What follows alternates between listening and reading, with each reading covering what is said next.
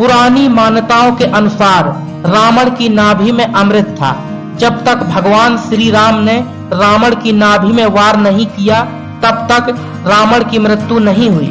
हम जानेंगे कि रावण की नाभि में अमृत कैसे आया, इसका आध्यात्मिक एवं वैज्ञानिक रहस्य क्या है। आपने रामायण में यह भी सुना होगा कि रावण को अमरता का वरदान था। प्राचीन धर्म ग्रंथों एवं मान्यताओं के अनुसार रावण की नाभि में अमृत आरोपित किया गया था, जिसके कारण रावण अमर हो गया था। यही कारण है कि रावण को मारना कोई साधारण बात नहीं थी। लेकिन आपको यह जानकर हैरानी होगी कि रावण की नाभि में इस अमृत को स्थापित कैसे किया गया। आज हम इसी बारे में बात करेंगे। धर्म ग्रंथों के अनुसार एक समय की बात है, बाली और रावण के बीच युद्ध हुआ। इस युद्ध में रावण को अंदरूनी चोट लगी, जिससे कि लंकापति रावण बहुत ज्यादा बीमार पड़ गया था। रावण की इस स्थिति से मंदोदरी बहुत ज्यादा चिंतित हो गई और उसने मन ही मन में यह निर्णय लिया कि मैं महाराज रावण को अमर बनाकर ही रहूंगी। यहीं से रावण की नाभि में अमृत की स्थापना का वृतांत शुरू होता है। मंदोदरी ने अपने पति को अमर बनाने के लिए अपने माता पिता की सहायता ली। मंदोदरी अपने माता पिता के पास पहुंची और उसने अपनी सारी आप बीती बताई। इससे उसके माता पिता ने चंद्रलोक से अमृत कलश लाकर रावण को अमर करने की हाँ कर दी।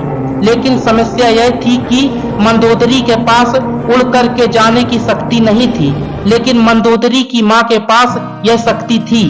उसके बाद में मंदोदरी की माँ ने सारी शक्तियां मंदोदरी को दे दी थीं, क्योंकि मंदोदरी की माँ एक देवी स्त्री थी।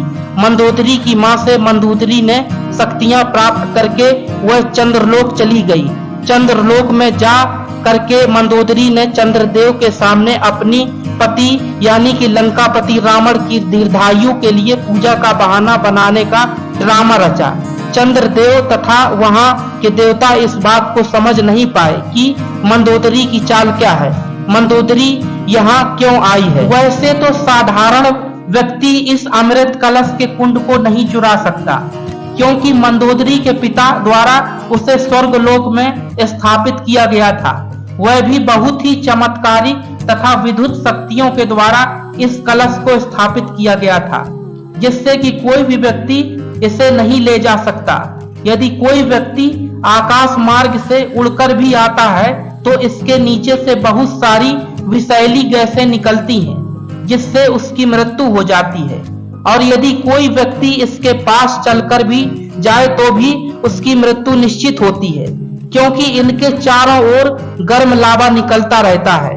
इसलिए सामान्य मनुष्य के लिए इस अमृत कलश को चुराना कोई साधारण बात नहीं थी।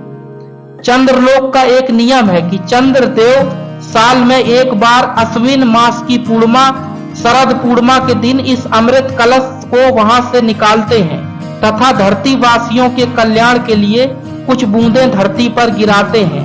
अब मंदोदरी के सामने यह अच्छा मौका था, क्योंकि जिस दिन मंदोदरी गई थी उसके 2 दिन बाद ही पूर्णिमा थी। इसलिए मंदोदरी को अमृत कलश चुराने का अच्छा मौका मिल गया।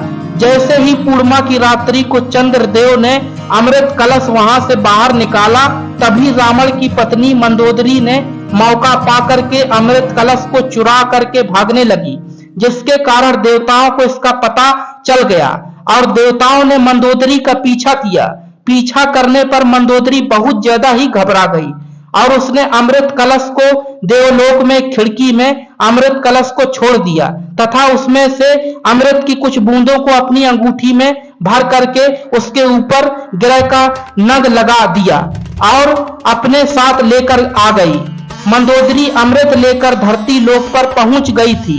मंदोदरी ने रावण को अमर करने के लिए अपने देवर विभीषण का सहारा लिया। वह एकमात्र लंका में ऐसे व्यक्ति थे जो कि धर्म, पूजा पाठ तथा सकारात्मक प्रकृति के विचारधारा वाले व्यक्ति थे। मंदोदरी ने यह सारी घटना विभीषण को बताई।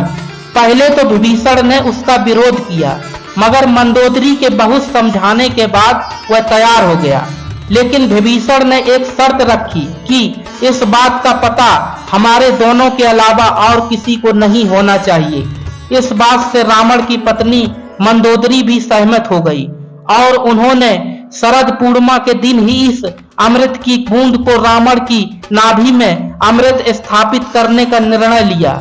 पूर्णिमा की रात्रि को मंदोदरी तथा विभीषण ने रावण को अशोक वाटिका में बुलाकर के मदिरा के साथ कुछ जड़ी बूटियां पिलाकर के रावण को बेहोश या अचेत कर दिया।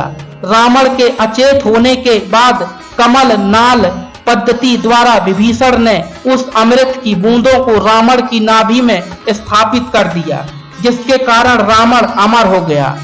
हमारे शरीर में समस्त नाड़ियों का केंद्र नाभि होता है, इसलिए यदि नाभि में अमृत को पहुंचा दिया जाए तो यह हमारे शरीर के हर नाड़ी में पहुंच जाता है।